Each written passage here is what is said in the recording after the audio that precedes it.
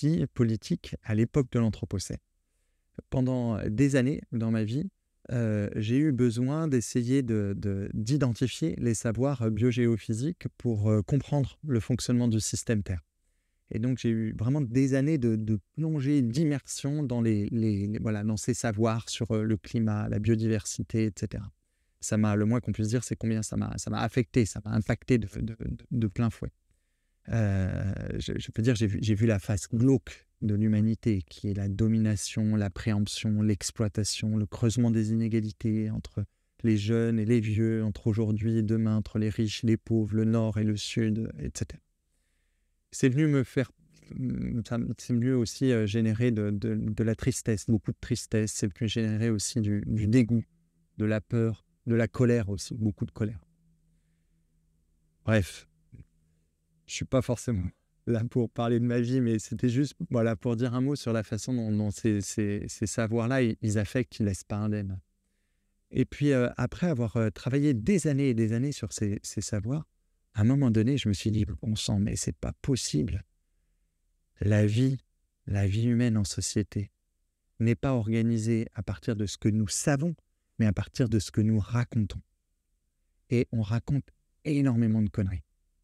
Et donc, je me suis dit: «Mais en fait, après avoir travaillé sur ce que nous savons et sur les savoirs, il faut travailler sur ce qu'on raconte pour essayer d'identifier ce qui nous conduit, ce qui nous rapproche toujours plus d'un scratch dans un mur, ou au contraire, ce qui va nous permettre d'éviter le mur et de contenir l'emballement bioclimatique». Et donc ça, c'est ce que j'ai fait dans un livre qui s'appelle «Qui sauvera la planète?», qui est paru chez Actes Sud récemment. Travailler sur les récits. Et l'objectif fondamental pour moi, c'était que, comme enseignants, éducateurs, pédagogues, nous puissions permettre d'apprendre à juger les récits pour fondamentalement apprendre à juger la politique en ayant des critères. Alors, évidemment, juger la politique, on peut se dire: «Ouf, il faut que les critères soient bien établis». Alors, j'avais 2 critères, en fait, pour apprendre à juger les récits. Le premier, c'est le consensus scientifique, international et pluridisciplinaire sur les savoirs bioclimatiques. On pourrait dire c'est les rapports du GIEC ou de l'IPBES. Et puis, donc ce qu'on sait. Et puis, le deuxième, pour moi, c'était la démocratie. Qu'est-ce qui va consolider, affermir, radicaliser, mais du latin radix, qui veut dire racine, la démocratie, versus ce qui va la fragiliser, l'éroder toujours davantage.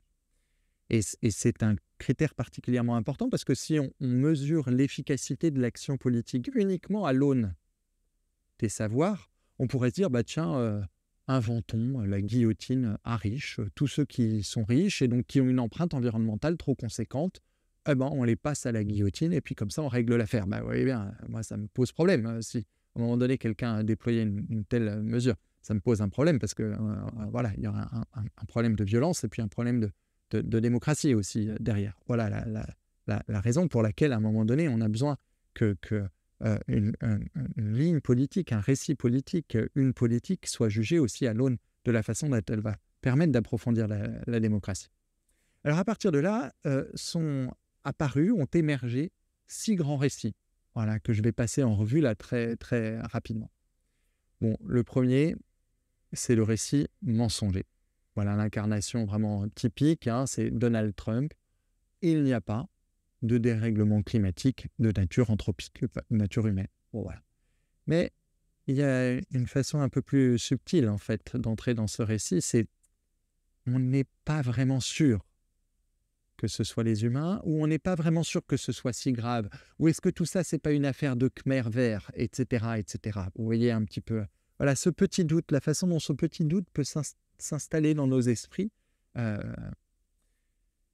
bon, ceux qui voudraient en savoir davantage, ça c'est le premier chapitre de Qui sauvera la planète. J'ai essayé de décortiquer un petit peu tout ça, la façon dont la sphère aussi médiatique s'est fait le relais d'un climato-scepticisme de façon particulièrement considérable ces dernières décennies.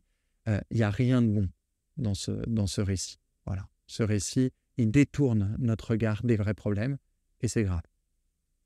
Ensuite, il y a un deuxième récit. Un deuxième récit qui est, mais est-ce qu'une petite dictature ne résoudrait pas le problème? Est-ce qu'il ne faudrait pas remettre nos libertés publiques dans les mains de quelques-uns, supposément éclairés, qui permettraient de garantir la pérennité de la vie humaine sur la Terre? Et puis, de cette façon aussi, de contenir l'emballement bioclimatique. On pourrait se dire, bah, tiens, pourquoi pas, on n'a pas essayé la dictature, essayons pour voir, quoi. Eh ben, allons voir ce qui se passe du côté de la Chine, parce que c'est exactement ce que nous avons en Chine, où on a une grande nation dictatoriale qui se positionne comme voulant faire émerger une civilisation écologique. Alors là, je suis allé regarder un petit peu précisément ce qui pouvait, les différents discours, récits de Xi Jinping, de ses ministres, etc. La politique aussi environnementale chinoise qui a pour ceci de très déroutant qu'à un moment donné, elle se positionne sur le marché du durable, donc il n'y a pas de rupture avec la dimension vraiment d'un marché économique en développement, etc. Et puis, à un moment donné, elle veut faire émerger une civilisation écologique en développant les centrales à charbon, ce qui est vraiment le pire mode de production énergétique d'un point de vue écologique à différents niveaux. Fondamentalement, pour moi, il y a une chose qui est claire, c'est qu'il n'y a rien de bon à prendre du côté d'une dictature pour la raison suivante: un pouvoir fort ne peut pas être centré sur autre chose que lui-même. Et dès lors qu'il serait centré sur autre chose, c'est-à-dire la pérennité de la vie humaine dans le temps long, hop, il court le risque de gicler, en fait, voilà, d'être évincé. Bon, je suis allé un petit peu vite, hein, c'est le jeu de ces vidéos. Ça, c'était le deuxième chapitre de Qui sauvera la planète. Et puis, il y a un troisième type de récit, peut-être on devrait dire de religion, la religion californienne. C'est un récit qui envisage la technique, des solutions techniques à nos problèmes globaux, systémiques. Est-ce qu'à un moment donné, il ne faudrait pas continuer la néolibéralisation du monde et de la nature dans l'espoir que ça fasse pondre à un moment donné un génie qui amène des ruptures dans nos artefacts techniques qui nous permettent de nous retirer de l'ornière dans laquelle, justement, la néolibéralisation du monde et de la nature, via nos artefacts techniques, nous ont. Donc, vous voyez bien, il y a comme un espèce de paradoxe de croire qu'à un moment donné, en poussant le paradigme jusqu'au bout, il va pouvoir y avoir du salut à l'horizon. Là aussi, ce qui me semble, et donc je n'ai pas le temps de faire toute l'argumentation, bien sûr, il peut y avoir l'une ou l'autre chose technique qui soit intéressante. Mais aujourd'hui, ce paradigme donc techno-solutionniste, d'une solution technique pour résoudre des problèmes globaux, il détourne notre regard des vrais problèmes. Et le vrai problème étant de contenir l'emballement bioclimatique et qui ne peut se faire sans une rupture, justement, avec cette poursuite de la néolibéralisation du monde et de la nature, de mon point de vue. Un troisième type de récit, ça va être un récit que j'ai appelé le bisounours, mais pas que.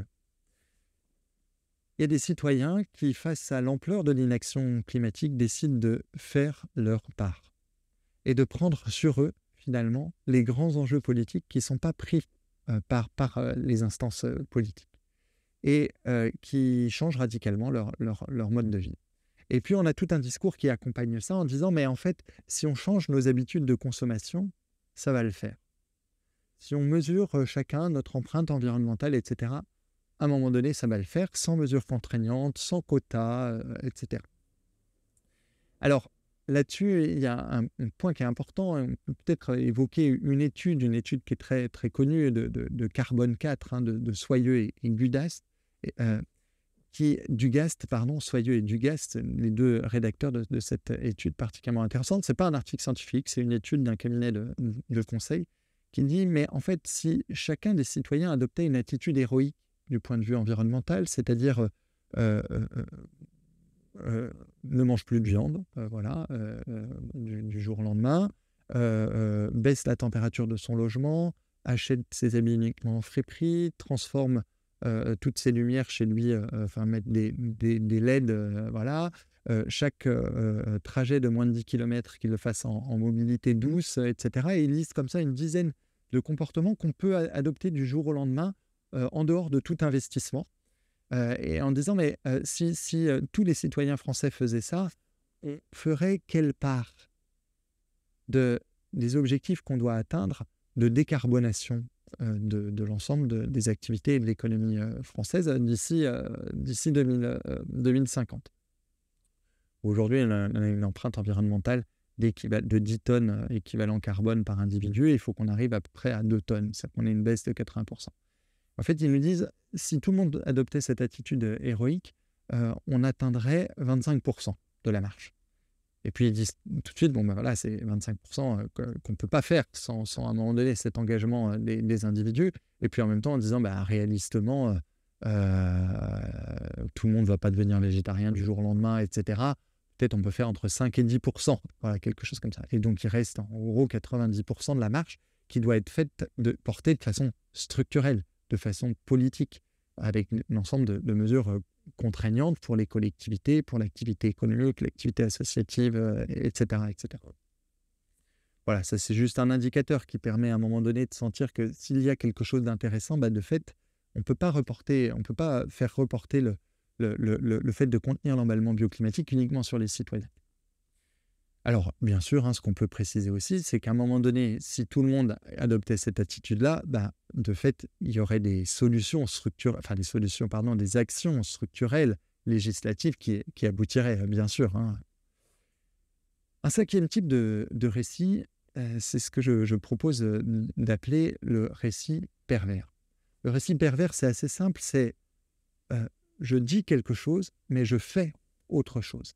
Et il est magnifiquement incarné par la politique de nos gouvernements, qui disent quelque chose, make our planet great again, et qui font autre chose, de continuer l'autorisation du glyphosate, par exemple.